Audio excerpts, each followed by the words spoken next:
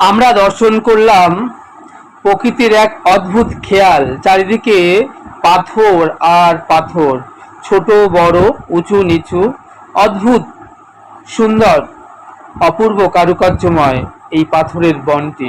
পৃথিবীর কোনায় কোনায় ছড়িয়ে ছিটিয়ে রয়েছে কত রকমের সব বিচিত্র সৌন্দর্যের ভান্ডার, যা দর্শন করতে হলে আপনাকে বিশ্ব ভ্রমণে বাহির হতে হবে।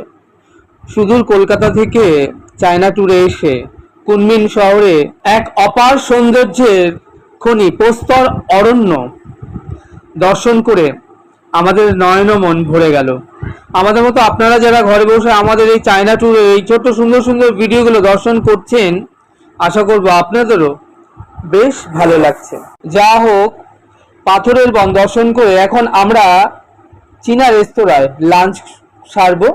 এরপর আমরা এখান থেকে গাড়ি করে রওনা হয়ে যাব ইউনান প্রদেশের ইউয়ানটং টেম্পল দর্শন করতে।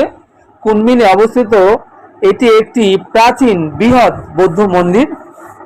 মিন রাজবংশের রাজত্বকালে এই বৃহত্তম ব্রোঞ্জের তৈরি বৌদ্ধ মন্দিরটি তৈরি করা হয় এবং 1995 সালে এটি জনসাধারণের উদ্দেশ্যে খুলে দেওয়া হয়।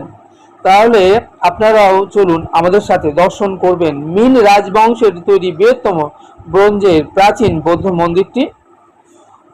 আপনারা আমাদের সঙ্গে জুড়ে থাকুন আর দেখতে থাকুন চায়না ট্যুরের এই ছোট্ট সুন্দর ভিডিওগুলো। আজ এটুকুই, চ্যানেলটি সাবস্ক্রাইব করবেন। আপনারা ভালো থাকবেন, সুস্থ থাকবেন, আনন্দে থাকবেন। তাহলে দেখা হচ্ছে আগামীতে আরেকটি নতুন সুন্দর ভিডিওর সাথে। সেই অবধি আমার সঙ্গে প্রেম সে বলুন রাধে রাধে।